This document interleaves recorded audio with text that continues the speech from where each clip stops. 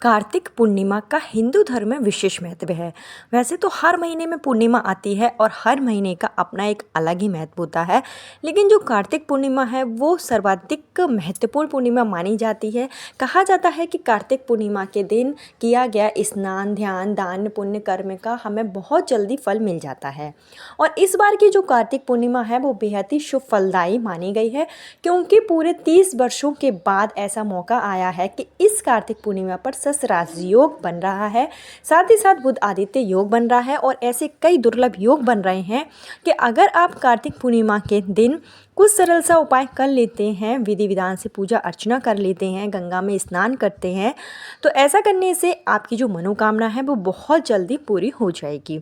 आपको बता दें कि अगर आपके जीवन में किसी भी तरीके की परेशानी आ रही है, संतान प्राप्ति में बाधाएं आ रही हैं या फिर पुत्र प्राप्ति के योग नहीं बन पा रहे हैं, आपने संतान प्राप्ति के लिए कई उपाय कर लिए, पूजा पाठ कर लिया है और अभी तक अगर आपको मातृत्व का सुख प्राप्त नहीं हुआ है, तो ऐसे में कार्तिक पूर्णिमा के दिन आप इस वीडियो में बताए गए कुछ सरल से उपाय करें, साथ ही साथ कुछ नियमों को अपनाएं, जिससे कि आपकी मनोकामना बहुत जल्दी पूरी होगी और आपकी जो सूनी गोद है वो श्री हरि विष्णु की कृपा से बहुत जल्दी भर जाएगी। क्योंकि जो कार्तिक पूर्णिमा होती है, इस दिन श्री हरि विष्णु, माँ लक्ष्मी और शिव भगवान की पूजा करने का विधान है। कार्तिक का जो पूरा महीना है वो श्री कृष्ण को समर्पित है, श्री कृष्ण के बाल स्वरूप को समर्पित है। ऐसे में अगर आप ये उपाय कर लेते हैं तो आपके घर में भी बच्चों की किलकारियाँ जल्दी ही गूंजेंगी, क्योंकि इस बार की जो कार्तिक पूर्णिमा है वो सर्वाधिक महत्वपूर्ण पूर्णिमा, सबसे शुभ पूर्णिमा मानी जा रही है। तो जो भी निसंतान दंपत्ति हैं वो संतान प्राप्ति की कामना करते हैं, तो उन्हें कार्तिक पूर्णिमा के दिन इस उपाय को जरूर करना चाहिए।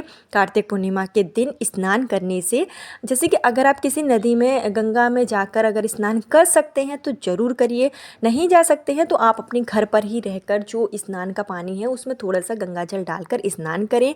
स्नान करते समय श्री हरि विष्णु का स्मरण करें, जिससे कि आपको पापों से मुक्ति मिलेगी और आपके जीवन में सुख संपदा हमेशा बनी रहेगी। जो भी आपके जीवन में परेशानी चल रही है वो दूर हो गई, साथ ही साथ जो संतान प्राप्ति की कामना है जो दंपतियों को, वो कामना भी जरूर पूरी होगी, क्योंकि कार्तिक पूर्णिमा के दिन किया गया जो उपाय होता है उसका हमें 100% फल जो है वो जल्दी ही मिल जाता है। तो किस तरीके से आप उपाय करेंगे और क्या चीज़ों की आपको इसमें ज़रूरत पड़ेगी, संपूर्ण जानकारी आपको इस वीडियो में दी जाएगी। लेकिन आगे वीडियो शुरू करने से पहले हमेशा की तरह आपसे मेरा निवेदन है कि अगर अभी तक आपने मेरा चैनल धर्म ज्ञान इंडिया को सब्सक्राइब नहीं किया है तो चैनल को सब्सक्राइब जरूर कर लीजिए। वीडियो पसंद आए तो लाइक कीजिए और कमेंट बॉक्स में जय माँ लक्ष्मी या लक्ष्मी नारायण जरूर लिखिए, जिससे कि श्री हरि विष्णु की, माँ लक्ष्मी की कृपा आप पर और आपके पूरे परिवार पर हमेशा के लिए हो सके। आपको बता दें कि इस बार की जो कार्तिक पूर्णिमा है वो 15 नवंबर शुक्रवार के दिन होगी। 15 नवंबर के दिन इसकी जो शुरुआत है वो सुबह 6:19 पर हो जाएगी और साथ ही साथ पूर्णिमा तिथि का जो समापन है वो 16 नवंबर को देर रात्रि 2:58 पर होगा। ऐसे में 15 नवंबर के दिन कार्तिक पूर्णिमा का जो शुभ अवसर है वो मनाया जाएगा। तो आपको किस तरीके से उपाय करना है, जो भी निसंतान दंपत्ति हैं वो संतान प्राप्ति के लिए अगर उपाय कर रहे हैं तो वो इसी तरीके से उपाय करेंगे। अगर आप धन संपदा के लिए या सुख समृद्धि के लिए उपाय कर रहे हैं, या आप चाहते हैं कि आपके बच्चे हैं और बच्चों की दीर्घायु हो, बच्चा जो है बुद्धिमान हो, तो इस तरीके से आप उपाय कर सकते हैं। आपको क्या करना है कि देखिए, पति पत्नी अगर दोनों मिलकर इस उपाय को करते हैं संतान प्राप्ति के लिए, तो आपकी मनोकामना बहुत जल्दी पूरी हो जाएगी, क्योंकि जो पुत्र की प्राप्ति होती है, संतान प्राप्ति के जो योग बनते हैं वो पति पत्नी दोनों के भाग्य से बनते हैं। तो आप ये उपाय हो या कोई भी उपाय हो, पति पत्नी दोनों को मिलकर ही करना चाहिए। लेकिन किसी भी कारण से अगर पति घर से बाहर है या कोई अन्य परेशानी है तो पत्नी भी इस उपाय को पूर्ण विश्वास और श्रद्धा के साथ कर सकती है। आपकी मनोकामना जल्दी ही पूरी होगी। इसके लिए आपको सुबह पूर्णिमा यानी कि 15 नवंबर के दिन जल्दी उठना होगा, क्योंकि कार्तिक पूर्णिमा के दिन ब्रह्म मुहूर्त में उठने का अपना ही अलग एक महत्व होता है। तो आप पूर्णिमा के दिन सुबह जल्दी उठें, स्नान आदि करके साफ सुथरे वस्त्र धारण कर लें, स्नान के पानी में गंगा जल जरूर मिलाएं। इसके बाद ही आपको अपने घर के पूजा स्थल में श्री हरि विष्णु या फिर लड्डू गोपाल की आपके पास मूर्ति है, या विष्णु जी के बाल स्वरूप, किसी भी तरीके की विष्णु भगवान की स्वरूप की आपके पास मूर्ति है, और साथ ही साथ आपके घर में अगर अगर शिव भगवान हैं तो आपको विधिवत पूजा अर्चना करनी है। जिस तरीके से आप रोज़ाना विष्णु भगवान की पूजा करते हैं, पीला फूल चढ़ाएँ, पीला फल चढ़ाएँ, चंदन इत्यादि लगाकर आप विष्णु भगवान की पूजा कर लें। उसके बाद में जो मैं आपको उपाय बता रही हूँ, उस उपाय के लिए आपको ज़रूरत होगी 5 दीपक की। 5 दीपकों का आपको इस दिन दीपदान करना होगा, जिसमें से 4 दीपक आप बनाएंगे लंबी बाती के और 1 दीपक आपको बनाना है चौमुखी, यानी कि जो 4 बाती का दीपक है वो आपको बनाना है। और ये जो सारे दीपक आप बनाएंगे वो आप आटे के बनाएंगे। आटे के दीपक जो होते हैं वो विशेष मनोकामना पूर्ति के लिए बनाए जाते हैं। तो आप आटे के दीपक स्वयं अपने हाथों से बनाएं। जो भी महिलाएं मनोकामना पूर्ति के लिए, संतान प्राप्ति के लिए, पुत्र प्राप्ति के लिए उपाय कर रही हैं, तो आपको ये दीपक अपने हाथों से ही बनाना है। आप छोटे छोटे जितने मतलब दीपक ऐसे बनाएं कि करीब 1 घंटे तक दीपकों को जलना चाहिए।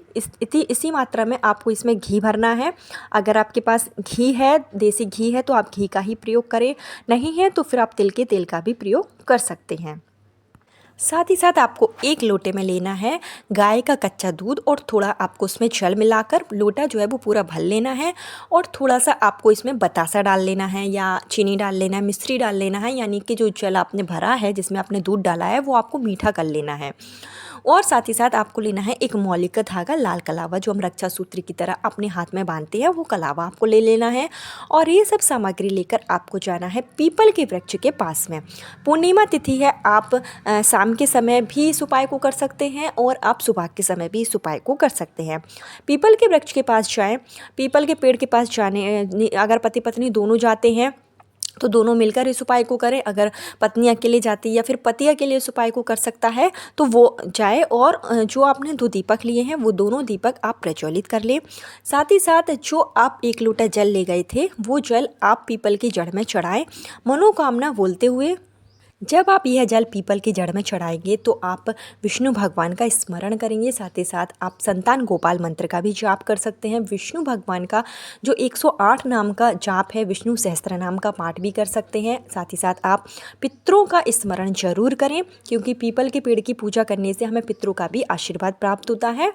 इसके साथ ही जो 2 दीपक आपने जलाए हैं, जो आपने दीपकों को प्रज्वलित किया है, जिसमें से 4 दीपक लंबी बाती के आपने जलाए हैं और 1 दीपक आपको जो है चौमुखी दीपक जलाना है।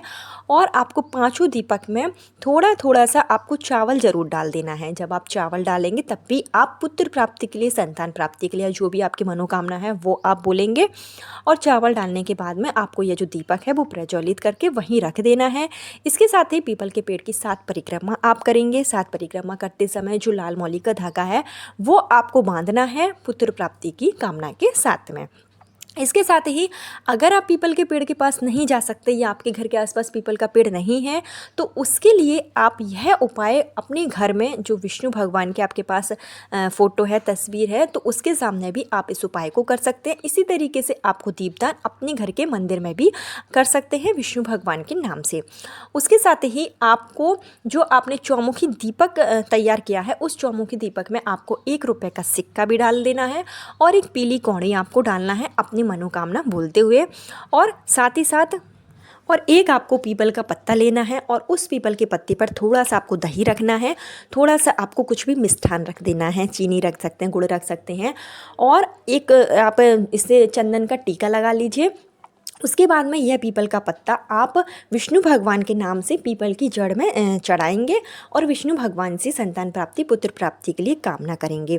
और इसके साथ ही अगर आप अपने घर पर कर रहे हैं तो आप केले के पत्ते का भी प्रयोग कर सकते हैं। आप केले का पत्ता लें, केले के पत्ते पर पहले आप विधि विधान से पूजा अर्चना कर लें। केले के पत्ते की आपको चंदन लगाना है, रोड़ी लगाकर केले के पत्ते को आपको वो शुद्ध कर लेना है। उसके बाद में आपको इसी केले के पत्ते पर आप चाहें तो कोई भी फल रख सकते हैं। जैसे कि आप केला अगर इस दिन चढ़ाते हैं, पूर्णिमा के दिन संतान प्राप्ति के लिए केले का प्रसाद चढ़ाना विष्णु भगवान को सर्वाधिक महत्वपूर्ण माना जाता है। तो आप 2 केले लें, उस केले को आप प्रसाद के रूप में विष्णु भगवान को जरूर चढ़ाएं। नहीं तो आप कोई भी मिष्ठान रखकर केले के पत्ते को आप विष्णु भगवान के चरणों में समर्पित करें। और इसके साथ ही अलग से आप 2 केले लेकर विष्णु भगवान को चढ़ा सकते हैं। जब आपकी पूजा समाप्त हो जाए तो ये केले आपको प्रसाद के रूप में स्वयं ही खाने हैं। इसको आप अगले दिन, यानी कि जैसे कि पूर्णिमा है 15 तारीख को, 16 तारीख को सुबह मॉर्निंग में आप ये केले का प्रसाद स्वयं खाएंगी। इसके साथ ही जो आपने चौमुखी दीपक में कौड़ी डाली है और सिक्का डाला है, इन दोनों को आपको उठा लेना है और इस कौड़ी को आपको अपनी कमर में लाल कलर के कपड़े में बांधकर और मौली के धागे से अपनी कमर में धारण कर लीजिए संतान प्राप्ति की कामना के साथ में। और जो आपने सिक्का इसमें रखा था वो सिक्के को आपको पीले कलर के कपड़े में बांधकर अपनी घर की तिजोरी में रख देना है। इससे आपका धन जो है वो कभी भी कम नहीं होगा, माँ लक्ष्मी की कृपा आपके ऊपर होगी और कौड़ी के इस उपाय से आपकी पुत्र प्राप्ति के प्रबल योग बनने उसी दिन से शुरू हो जाएंगे। इसके साथ ही पूर्णिमा का दिन है, शिव भगवान का पंचामृत से अभिषेक जरूर कराएं।